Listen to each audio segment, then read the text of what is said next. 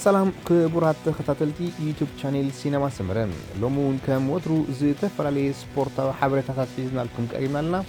بمكتالكم بخبر نعدم ሰንበት ወጋሕታ ካብ ስመራ ተበጊሶም ናብ ካዛብላንካ ርእሲ ከተማ ሞሮኮ ዝበጽሐት ቀዳማይ ጉጅለ ተሳተፍቲ ኦል አፍሪካን ጌምስ ትማሊ ድሕሪ ቀትሪ ኣብ ዝተኻየደ ወግዓዊ ናይ ምኽፋት ስነ ስርዓት ተሳቲፎም ኤርትራ ኣብዚ ናይ 2019 ናይ መላእ ኣፍሪካ ጾታታት ማለት ኦል አፍሪካን ጌምስ ኣብ ታሪኻ ንፈለማ እዋን ብሽዱሽተ ዓይነታት ስፖርት ተሳተፋላ ኣብ ዝሓለፈ ዓመታት ኤርትራ ኣብዚ ውድድራት ብኣትሌቲክስን ቅድድም ብሽክሌታን ጥራያ ተሳተፍ ነይራ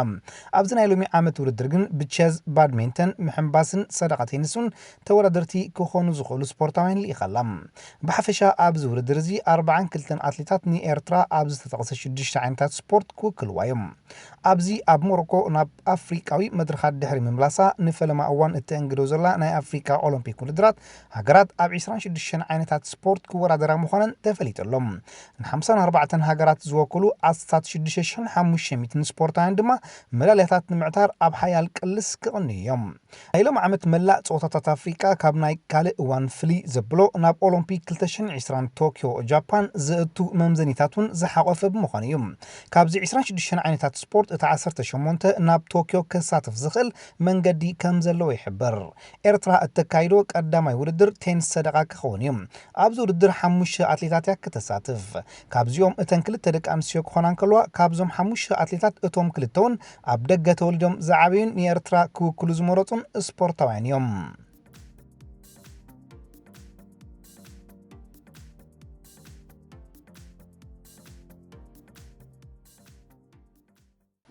ናይ 5 መዓልቲ ግጥማት ኩዕሶ እግሪ ሴካፋ ናይ 15 ዓመት ሎም ሶሉስ ቀጽሉ ዒሎም ፈለማ ግጥመን ንምክያድ ናብ ሜዳ ዝኣተዋ ሃገራውያን ጋንታታት ብሩንድን ኬንያን ዘን ጋንታታት ኣብ ፈለማ ምጅማር ናይ ዝግጥማት ብዘመዝገበው ዓወታት ድማ ተሞክሮ ቀሲመን ነንሓድሕደን ጾተን ኣካይደን ጾታ ድሕሪ ምጅማሩ ኬንያውያን መጥቃዕቲ ምክያድ ንዳት ብሩንዲ ክወርዎ ጀመሩ ድሕሪ ብብዝሒ ኳዓሳሱ ናብ ንዳት ብሩንዲ መልኣኹም ኣብ 4 ደቂቕ ሃረል ጊል ንዝረኸባት ጽቡቕቲ ዕድል ናብ ሾቶ ብምልዋጥ ኬንያ ንጽወታ ሓደ ባዶ ክትመርሖ ጀመረት ብሩንዳውያን በታ ዝተመዝገበቶም ሾቶ ከይተዳህሉ ንምሕዋያ ላዕልን ታሕትን በሉ ኣብ ከም ዝህሞ ድማ ብሩንዲ ንዝረኸበታ ጽቡቕቲ ዕድል ንሓላው ልዳት ኬንያ ሉዋንጉ አልቢን ፈቲናትሉ ብቐሊሉ ክሰልጦም ኣይከኣለን ብተመሳሳሊ ኬንያ ጽወታ ነብናይ ሓደ ባዶ ዝቕጽለሉ ዝነበረ ግዜ ኬቪን ዋንጋያ ካልይቲ ንዕረፍቲ እትኾኖም ሾቶ ሃንቀውካ እንተበለ ሓላው ልዳት ብሩንዲ ኢራንኩንዳ ኦሳና ግን ካብ ስራሕ ወጻኢ ብምግባሩ ብድሕርዚ ንዕረፍቲ ግዜ ኣኺሉ ዕረፍቲ ብሩንዳውያን ዝበለጸት ወጻን ጸባሪቆም ከም መሰረት ናይዚ ድማ ኣብ መበል 30 ደቂቕ ኢኒቴካ ፍሎሬን ንጽም ይሾቶም ኣርዊዎም ጾታ ድማ ሓደ ብሓደ ኾነ ድሕርዛ ሾቶ ብሩንዳውያን ፍጹም ዘይልከፉ ኮይኖም እዮም ቀሪቦም ይኹን እምበር ንዝረኸበውን ዝነበሩ ዕድላት ክጥቀሙለን ብዘይምኽኣሎም ምዱብ ግዜ ብናይ ሓበር ዓወት ሓደ ብሓደ ተዛዚሙ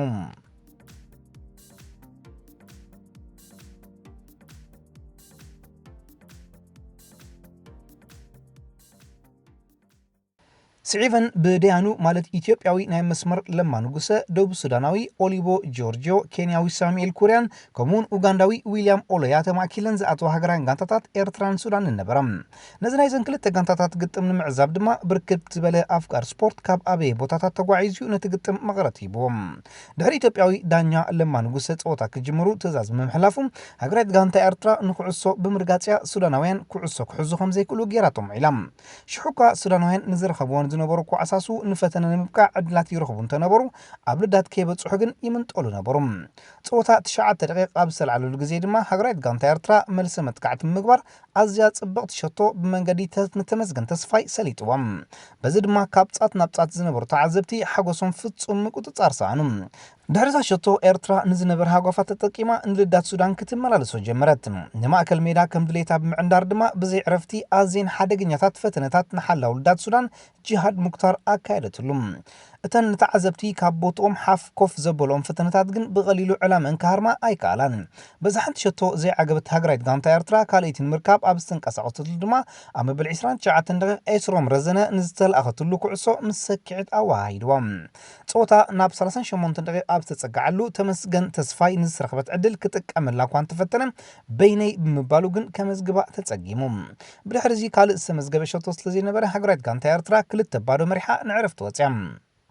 ድሕሪ ዕረፍቲ ኣብ ትሕቲ ኣሰልጣኒ መኮነን ዘውደ ዝእለዩ ተጻወትቲ ሃገራት ጋንታ ኤርትራ ከም ንፋስዮም ክነጥፉ ጀሚሮም ንዝረኸብዎን ዝነበሩ ክወዓሳሱ ድማ ብዘይ ምሕር ቅላዕ ተሳሃለውን ከም መሰረት ጽቡቕ ጸወቶም ድማ ኣብ ዝግጥም አንጸባሪቑ ዝወዓለ ቁፅሪ 10 ማልያ ለቢሱ ዝነበረ ኣሕመድ ዓውድ ኣብ ተቐራረበ ግዜ ማለት ኣብ መበል 47-54 ደቂቕ ብተኸታታሊ ክልተ ሸቶታት ንሃገራት ጋንታ ኤርትራ ኣበርክተላ ውጽኢት ድማ ናብ 4-0 ዓሪጎም ኣብቲ ኣዝዩ ፍሉይ ሞራል ኣፍቃር ስፖርት ሃገርና ተሰራየሉ ግጥም ተጻወትቲ ሃገራት ጋንታ ኤርትራ መመሊሶም እዮም ተኾሊዖም ሱዳናውያን ድሕሪ ዘንሸቶ ፍጹም ተስፋ ዝቆረጹ ይመስሉ ነበሩ ተጻወትቲ ሃገራት ጋንታ ኤርትራ ድማ ሞራሎም መመሊሱ ከም ንስሪት ሓዲሱ ዝለዓለ ዒድ ናይቲ ግጥም ዝሓዘት ሃገራት ጋንታ ኤርትራ ኣይዶም ጎየትን ኣብ መበል 62 ደቂቕ ካብቲ ንፋልሜት ሽቶ ናይ ዝግጥም ዘመዝገበላ ተመስገን ተስፋ ኣቢላ ሓምሸይቲ ክደግም ከላ ንቻርሸይቲ ንዓወታ እተራጉድን ድማ ካብቲ ንሱዳናውያን ሕማም ርእሲ ኮይኖም ዝወዓለ ኣሕመድ ዓውድ ጸወታ ክዛዝም ኣብ ዝተቐረበሉ ግዜ ንጋንቱ ቻርሸይቲ ንዑ ድማ ዝበለጸ ተጻዋታይ ናይቲ ግጥም እተስሚዮ ሸቶ ኣመዝገበም በዚ ድማ እቲ ግጥም ብዓወት ሃገራት ጋንታ ኤርትራ 6-0 ተዛዚሙ ድሕርቲ ግጥም ኣሰልጣኒ መምህር መኮንን ዘውደ ንሓጎሱ ብፍሽኽታ ክገልጽ እንከሎ ነቲ ምስ ኬንያ ሓሙስ ዝህልዎም ጸወታ ድማ ብሞራል ከኣትዎ ከም ዝሕግዞም ኣፍሊጦም ነቶም ደገፎም ንኽምጥውሎም ናብ ስታድዮም ዝመፁ ደገፍቲ ድማ ብኣኹም ዝተረኸበ እሞ ደስ ይበልኩም ክብል ተዛሪቦም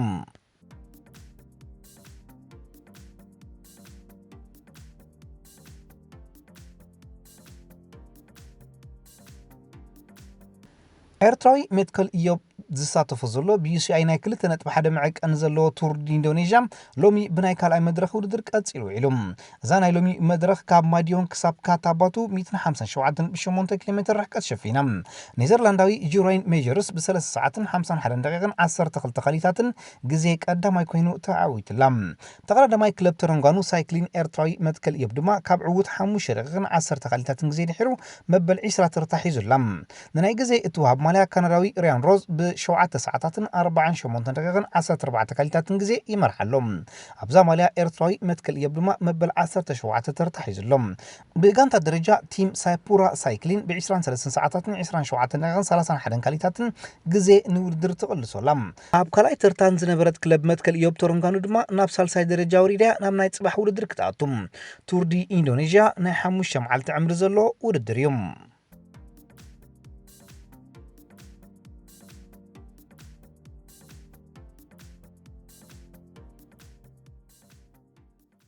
እቲ ንጉስ ግብፂ እናተባህለ ዝጽዋዕ ኮኸብ ኣጥቃዒ ፕሪምየር ሊግ መሐመድ ሳላሕ ዋላ እኳ ምስ ፌደሬሽን ሃገሩ ዘይምስምማዕ እንተሃለዎም ካብ ኣህጉራዊ ጸወታታት ክሰናበት ግን ፈጺሙ ድሌት ከም ዘይብሉ ገሊጹ ፌደሬሽን ግብፂ ምሳይ ኣብ ውድድር ኣትዩ ተጻዋታይ ክሳብ ዝኾንኩ ኣነ ክዕወት ኣይክእልኒ ሓይሊ ስለ ዘለኒ ዘይኮነ ክቕይሮ ዝኽእል ግን ነይሩ እዩ ዝበለ ሳላሕ ነዛ ሃገር ብልበየ ዝፈትዋ እቲ ዝኾነ ግብፃዊ ቆልዓ ክኾነ ዝብህጎ ሳላሕ ክኸውን ስለ ዝደሊ ካብዚ ሃገራዊት ጋንታ ምእላይ ማለት ንዓይ ከቢድ ነገር እዩ ክብል ኣብ ቀረባ ግዜ ካብ ጸወታታት ሃገሩ ክፋኖ ከም ዘይደሊ ተዛሪቡ ስፓኛዊት ክለብ ባርሴሎና ብተግባር ተጻዋታይ ዑስማን ደምበለ ኣመና ተቆጢዓ ምህላው ተገሊጹ ዝሓለፈ ዓመት ብሰንኪ ናይ ልምምድ ምድንጓይ ድቃስ ምስ ኣንዘስ ዓቦ መስመርትን ብደቂ ጋንቱ ከይተረፈ ዝተነቕፈ ደምበለ መስበርቱ ኣብዚ ዓመቱን ብምቕጻሉ ንኹሉ ኣባልታ ጋንታ ኣጉሂዩ ዘሎ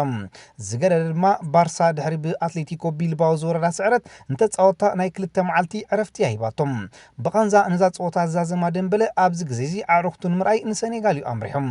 ድሕሪ ምምላሱ ሓካይ ሽድሽተ ሰሙን ካብ ጸወታ ዘርሕቆ ማሰይቲ ከም ዘለዎ ብዘረጋገጹ ሕርቃን ሓለፍቲ ባርሳ ሰማይ ዓሪጉ ምህላው እዩ ዝግለጽ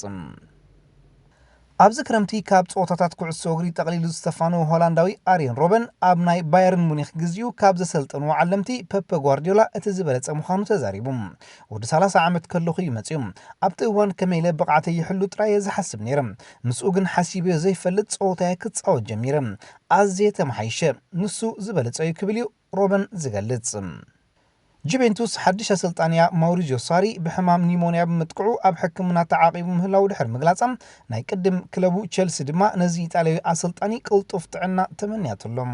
ብቪርጊል ፋንዳይክ ተታሒዙ ዝጸንሐ ክብረ ወሰን ዝኸበረ ተኸላኸላይ ብምስባር ምስ ዩናይትድ ተጸንቢሩ ክልተ ፀወታታት ድማ ኣካይዱ ዘሎም ሓድሽ ኣባልታ ጋንታ ሃሪ ማጓየር ብኣጥቃዓይ ኣንጻር ጋንታ ንኽሽካዕ ክልተ ፀወታታት ጥራይ ወሲዱሉ ዘሎም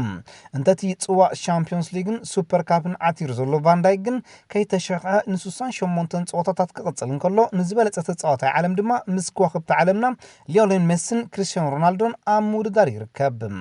ደገፍቲ ኩዕሶ እግሪ ድማ ንዕድጊ ዩናይትድ ኣብ ተጻዋታይ ኣብ ምልክት ሕቶ ብምታው ዘይዋግኡ ምዃኑ ኣብ ምምጓት ይርከቡለዎም